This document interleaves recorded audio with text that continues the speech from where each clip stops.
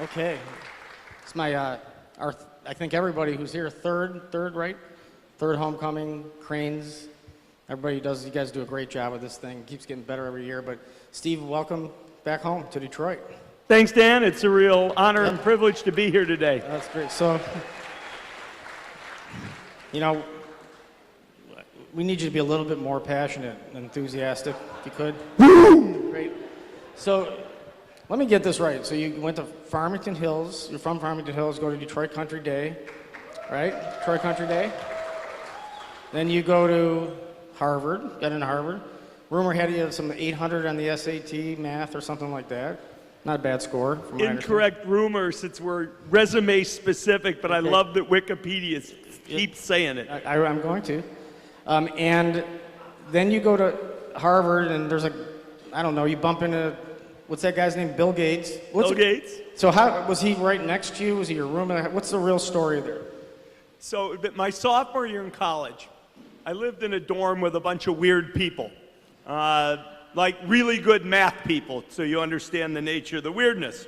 And I lived on one end of the hall, Bill lived on the other, and there's a guy who lived about halfway between. He said, "You guys are both a little weird, but you like each other." So he pulled us together, kind of match-made our friendship, and with Bill, drop out, drop back in, drop out of college some more. We stayed friends through all of that, and after Microsoft's about 5 years old, he called and said, "Hey, look, you know, I know you're in school, but blah, blah, blah. Wish you had a twin brother," he said. And I wound up going to Microsoft. Did he ask you, when he left, originally, did he say come on, or no? No. Didn't ask you? Not when he dropped out. It was about 2-3 years later. He and I had stayed in touch. And when the company reached 30 people, it finally needed a business person. And I was the man. You were the guy. Now, you had spent a couple years at P&G, is that right? Absolutely. What were you doing there? I was the brand assistant on Cold Snap freezer dessert maker. Stinker, went down in test market, and I'm still proud of my work on Duncan Hines brownie mix. Is it one of the high points of my professional career, behind only my caddying jobs at Franklin Hills Country Club? I heard, did you caddy for Al Taubman at one point? I did caddy for Al Taubman. And good tipper? Was he a good tipper? He was the biggest tipper basically at Franklin Hills in the summer of 1974. No, my first stint there, so it would have been the summer of 71. He was the man. $8.50 if you caddied for Al Taubman. That's great. So tell us, so you work your way up, Microsoft, become the CEO around the turn of the century, right? Around 2000. 14 years as CEO. Tell us, what were the things you're the most proud of and accomplished, and then what are the one or two things, man, you wish you learned from it and you're now taking with you? The thing I'm most proud of is the culture and the people we put together. When I started in 1980, for no obvious reason, I became the HR department. And we set a focus on people, a hiring practice, a great environment to bring in the same kind of nerdy people that Bill and I had been in college as math guys. And in a sense, that has been a great strength of the company, the great strength of the company. So I would say that's number one. Number two, we were fast on our feet when IBM got a little confused about operating systems. You have to be lucky, but you have to be fast to take the opportunity. That'd be number two, because that's sort of the business that put us on the map. And then I personally am pleased. The thing Microsoft actually makes most of its money on now is selling technology to fantastic IT departments like Quicken Loans, a very good Microsoft customer, and building that business, enterprise business, is 80% of Microsoft now, and we really built that over the time I was CEO. And data centers, was that data center software, business intelligence. Yep. These guys run a really, really clever set of software to run Quicken Loans. It's really quite amazing. So let me ask you this. Do you guys, Bill Gates, when you're there, and others, I mean, when Apple does something or Google does something, you wake up in the morning, you go to work, Are you like bitching them out? Are you upset? Like what? Give us a sense of what happens when Apple announces an iPhone or something. What are you guys actually literally doing? Well, there's two things you do. I'd say anytime a competitor does something. But three things. Number one, do you really think they did something good? Number two, if they did, you say, Shinoa. And then the third thing you do is you start telling the press it's not that important. Because if the press thinks you think it's important, shoot, you're really in trouble. Believe me, I had plenty of moments which now people like to throw back in my face when I said, oh no, the iPhone's not going to be important. Long story. I knew it was, but suffice it to say that quote will forever make me seem like the greatest troglodyte in tech history. And I got to say, Dan pissed me off today. He showed me the plans for the new Hudson, where Hudson's used to be when I was a kid. There's a fricking Apple store right in the middle of it. Their logo was flying high, and even though I don't work at Microsoft anymore, I was pissed. Those are renderings, by the way, just in case anybody's... No official deal, but let me ask you this, though. Because a lot of people in here, whether they're in Detroit or elsewhere, they're building companies, and you saw a company go from 30 people, I don't know when you left. 30 people to 100,000 while I was there. Tell us about that journey and what companies need to learn along the way. One of the way I've heard it, and I've used this myself, is that, look, the thing that got you here is very different than the thing that gets you here to here. How do you navigate that growth? Yeah. There's sort of two or three things. Number one, the hardest thing is if the new world requires a different approach or culture or set of thinking than the old one. Building new products on top of sort of an existing mindset, you have to scale up. You've got to get people who can manage bigger teams, be manager of managers. I remember the first time I was a manager of managers. It's like, whoa, you mean I don't talk to everybody myself anymore? So you do have to have people scale. But there come times when you actually have to learn to do something new. And to me, those are the real inflection points. Microsoft had no capability to sell to IT directors in companies. We were either going to get that skill or not. And everything had to change. The culture of how we delivered technology, the approaches to customer service, everything. We worked on that for 20 years before really we had a breakthrough, 15 years before we had breakthrough. The company's now in a transition, another one, to putting everything in the cloud. Huge transition. All new approaches, sales changing, development changing. And those things, you either live or you die, but the leadership has to see them very well. So there's a reason why IBM didn't become Microsoft, Microsoft doesn't become Google, Google doesn't become Facebook, Facebook doesn't become Twitter, Twitter doesn't become Snapchat, right? So it seems like all innovation in technology, where it doesn't take a huge amount of capital to have innovation, is done by smaller, more nimble companies. How do you fight that? Company your size before you left, and I'm sure even now you're in touch. How do you keep up innovation in a big company? I like to talk about one-trick ponies. All companies basically, well, most companies are zero-trick companies, zero-trick ponies. They go out of business before they get any critical mass. If you're a one-trick pony, you start one good business with one good idea, I consider you a genius. Whether it's a smaller business or a larger business, it's really something special to start a business. Having two tricks in your pony, most tech companies do their trick, grow it and grow it and grow it and grow it, and then fade and fade and fade and fade. And so the question is, to me, can a big company do multiple tricks? I would say Microsoft has done 2.5 tricks. We basically popularized the PC, and we took PC technologies into enterprise data centers. And oh, by the way, we revolutionized gaming, but I'm only going to call that half a trick. The Xbox. The Xbox. 2.5 tricks. You know, IBM never did a second trick. Apple only did 2 tricks in its life. but they were the right tricks. They did a trick around the Mac and another trick around the iPhone. And those were amazing, but they did two. And you have to applaud anybody, I think, any company that can do two.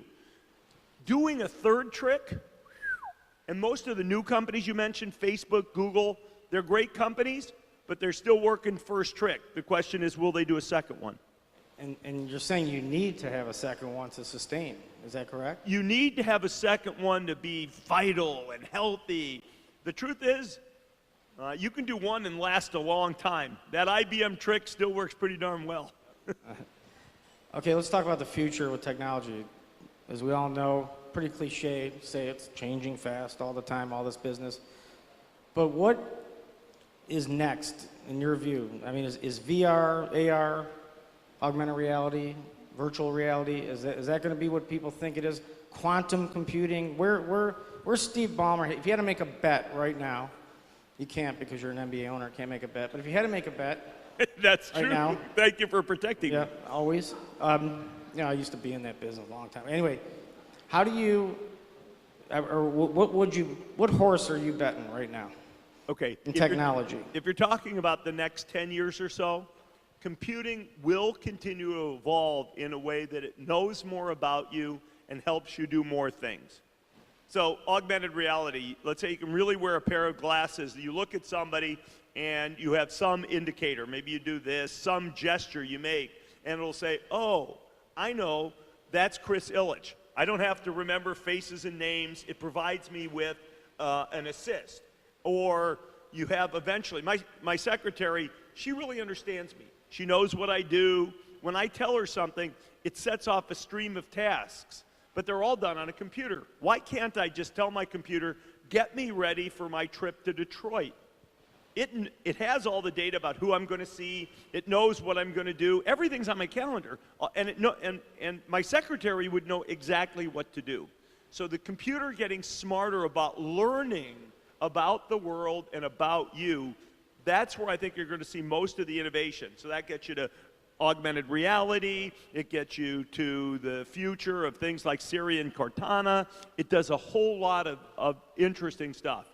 You mentioned quantum computing. Quantum computing is a big deal, and somebody will be making a lot of money off of it in about 70 years. You think it's Could be accelerated to 50. You think it's that far away, quantum computing? I do. We started a research effort when I was at Microsoft in quantum computing. Yep. And at least for the foreseeable future, the only real business is selling defense contracts. Quantum computing is a really funny thing because it uses quantum computing and physics means you never really know what's up or where anything is effectively. You can't know where something is and how fast it's moving. So you'd say, how does that work? Computers have to know yes, no, 1, 0, blah, blah, blah.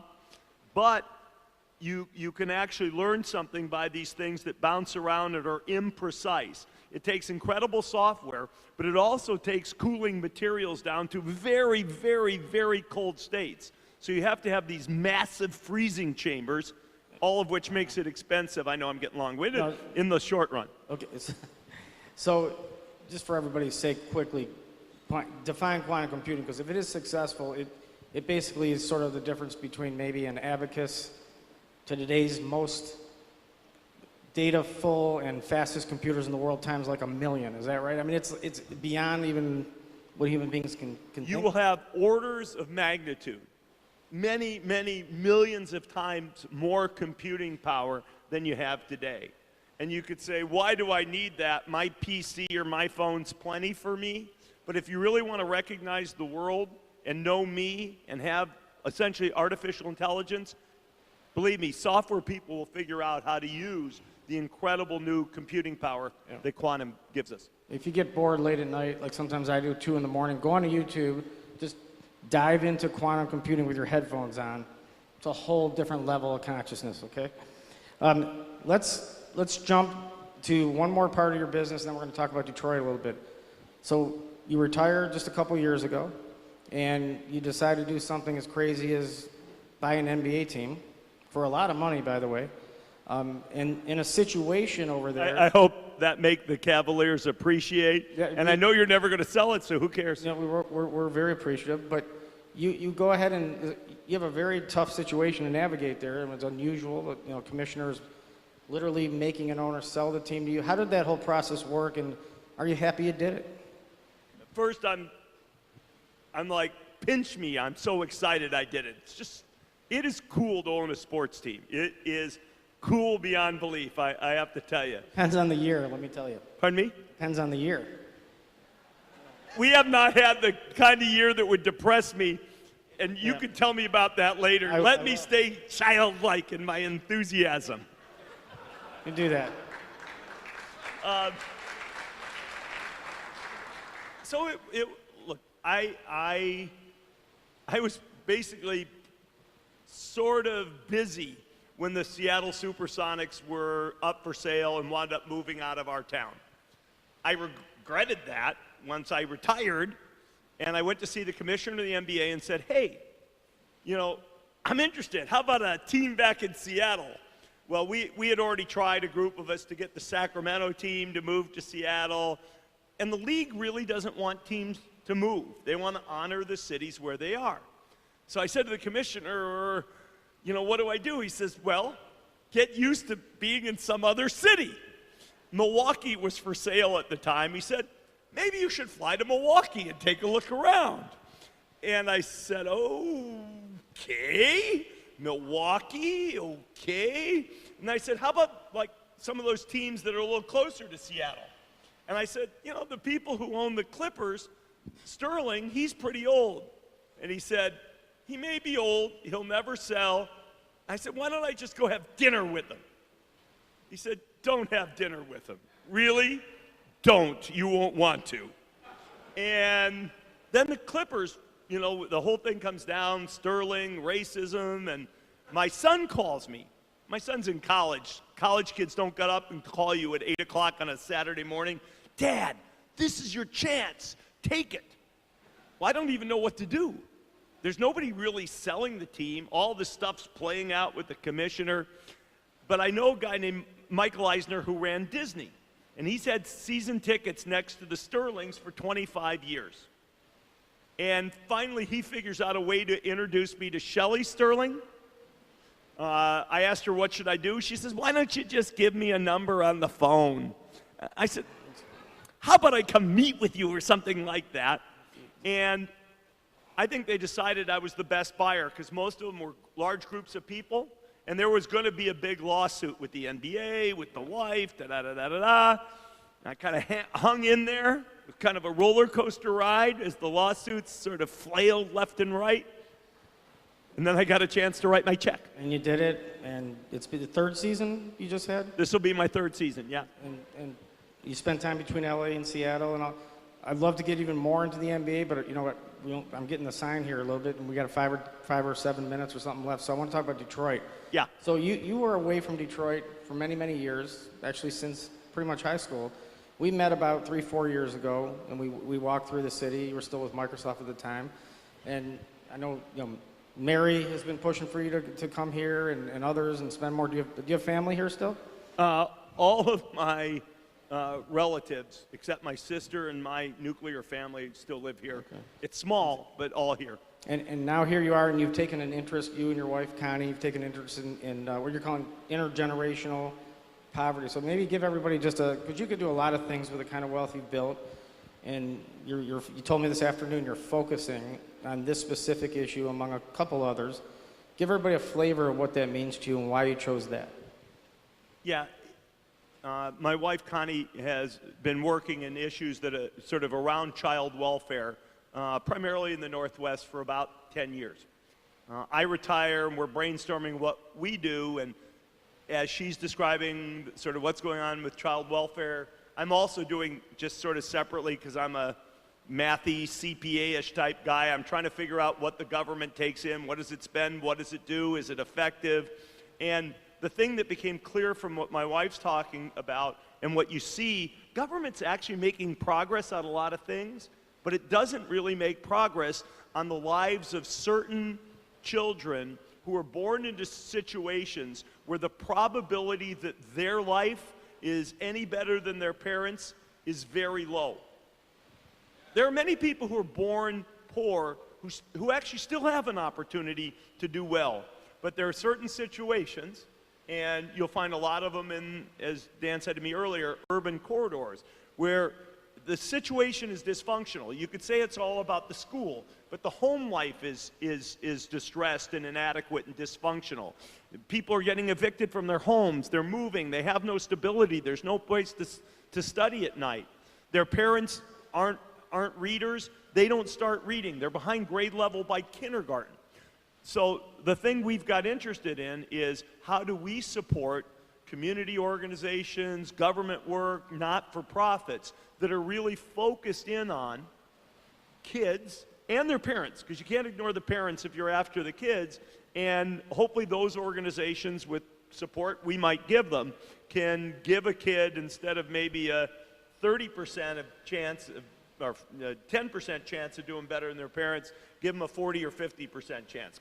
At the end of the day, it's kind of statistical. You're not going to do well for everybody. Yeah, so, Warren Buffett said the exact same thing you did in one of the interviews. I think it might have been here even a couple years ago, that the single biggest statistic to predict success, there's two of them, but one of them is, where were you born, where did you grow up? The second, how old were you when you started your company, if you were an entrepreneur? But the big one is what you're saying. And so when you think of Detroit and what you may get involved with, and when you think of all the things that you're considering, how much better, or how does it feel giving away money, watching people do things on the nonprofit side when you've been in the profit side all these years? How's that different for you personally? How does that feel? Anything you do with philanthropy and giving shares essentially something with business. You are trying to measure outcomes. It's not profit, but you're trying to actually measure outcomes. It's harder, particularly in social services and helping kids, it's harder to measure. It's a point my wife Connie's made a lot. You're the tech guy, help us with the data infrastructure that's really going to let us measure this stuff. But in a sense, it's a similar kind of thought process. Here's a problem. Here's an ecosystem of people who care about the problem. How do you apply resources in a way that helps people get outcomes, and how do you measure those? And I really kind of enjoy it. It's very frustrating. I'm not sure, we don't do anything directly. We work through, organizations that we support. Who knows whether you can't predict. This is a problem almost by definition. We care about intergenerational poverty. The definition almost is this is a tough problem that doesn't get fixed over the years, but we are really enjoying trying to support those kinds of organizations and communities. So Steve, and most people who are entrepreneurs know this as well, you get ahead through failing, right? So you're going to fail at things, either big things, small things, learn, adjust, and move forward. In the nonprofit world, people are using generally other people's money, whether it's a government or private or foundation money, less probably hesitant to fail. Is that a problem in getting ahead because they're using others' money and they can't really, can't fail with someone else's money, at least most cases? I think that's probably right. In a sense, one of the things that I think is an asset for us because we are blessed with so much resource is we can invest in things that are higher risk attempts and where the money might well fail, but it's worth taking the shot. And I think, in the world of venture capital, I'm not sure we're exactly, series, seed money, but we'd really like to help with, think of it as the Series A financing that can really help a germ of an idea take off. And if it doesn't, we're willing to live with that risk. Okay. Great insight. I think am I supposed to go to Q&A? We're doing, okay, so I've been told that we're going to do a Q&A for Steve Ballmer. I could interview you probably for 3 more hours and have fun doing it. I do want to have a chance to talk a little bit about Detroit, so somebody better ask a question or I'll ad-lib it. Mr. Ballmer, I have a question for you. In May, Facebook and Microsoft announced a joint venture with Telefónica de España to build 2 cables from Virginia to Spain for the future growth in communications. That's 4,000 miles under the ocean, 8,000 together. It's a $200 million investment. When I was here in May talking to the heads of nonprofit charter schools, I asked them how many kids in the city of Detroit have access to the internet. Nobody knows, there's no factual data, but their best guess was 60 to 70% of kids in the city of Detroit do not have access to the internet when they go home. From your perspective, what can technology companies, the talent in this room, the financial capital sitting in this room, what can we do to open up the internet to this next generation of kids coming up? I think there's a unique opportunity. We spent some time today with folks in the mayor's office who are focused in on economic development and some of the housing stuff we had a chance to talk to Dan about as well. But as the city looks to rebuild not just downtown, et cetera, midtown, but gets into the neighborhoods, one of the questions people absolutely should look at is, what do we do with fiber? Should it be part of what we do to put essentially internet hotspots in these neighborhoods to make the internet more accessible? It's not going to be done in some way where government's just dumping money. And philanthropy can't pay for it either, because we're talking about people having internet for all time. It is important. The phone is a source of internet for even kids who are less affluent, not as good as we'd like, but you can't do your homework on a phone. So the question is, how does broadband and PC/tablet type technology really help? I do think it's a big deal. Just for the record, there is something here called Rocket Fiber that we invested in, is wiring up downtown, midtown, and then going into the neighborhoods. Same stuff that Google had in Kansas City and others. And some neighborhoods are even online already now and going to be going into schools and city buildings and things like that. And there's others besides Rocket Fiber that are moving that, but that's a very important point to make sure it all happens. Hi, Steve. I did a summer in Redmond as an MBA intern, so thank you. One of my oldest friends from Grayling, Michigan has been at Microsoft for 20 years and loves it, and I think it's a great company. But I will give you the question you want, which is, what do you think about Detroit, and what do you want to do in Detroit? How do you want to contribute? I have to say I'm very fired up today about Detroit. Right.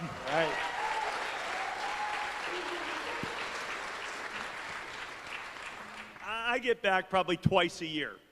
You know, family stuff. I was talking to Jeff and I were talking earlier. More funerals, less weddings than we'd like. It's got to switch around here. We'd like to do more weddings than funerals. But, you know, I get back. I have cousins here. And frankly, when I come back, I mostly have seen and have forced myself to look at the blighted part of Detroit. And, you know, people have talked to me, yeah, things are going on downtown. Dan got me fired up about downtown when we first met. But to me, downtown's important, but, you know, my grandfather lived over on Grand River. My mom was born on 12th Street. My grandfather moved to McNichols between Greenfield and Southfield. The places my family lived are still blighted. And that was kind of where I would visit and look back in Detroit. I have cousins who are out in the suburbs. I think probably everybody knows people in the suburbs who still haven't given Detroit a second look, particularly if they're more my age as opposed to younger folks. And, you know, I just haven't fully bought in and believed. Today it's different. To this day, I mean literally today, seeing what's happened just in downtown since I was here last. We went up with folks from the mayor's office and looked at what's going on at Livernois and McNichols, where they have a big plan to do a neighborhood redevelopment. And I have to say, I'm charged up. I am a believer. I actually think the things people are talking about, I actually think they're going to happen. Or they could happen. They could happen. They could happen. As soon as you say it can happen, you're not going to work hard enough. So they could happen. It's going to still require just incredible energy and intelligence and creativity to make it happen. But I was excited. And certainly as we think about the kind of stuff we're doing, primarily now focused in Seattle, in LA, and things that are national, we'll keep our eyes just a little wider open on old Detroit. Because I have my heart, look, I live in Seattle, and I think of myself as Seattleite. I own a basketball team in LA, go Clips. But this is my home. This is where I grew up. This is in me here. I will tell everybody that Steve is as honest as possible, because when we took him 3-4 years ago around, he was like, yeah, it's nice, there's some things going on, but man, you got I don't know, man, a long way to go here. So it's really good to hear that you're a buyer today, and that's good news for everybody here for sure. Do we have any more time for more questions? All right.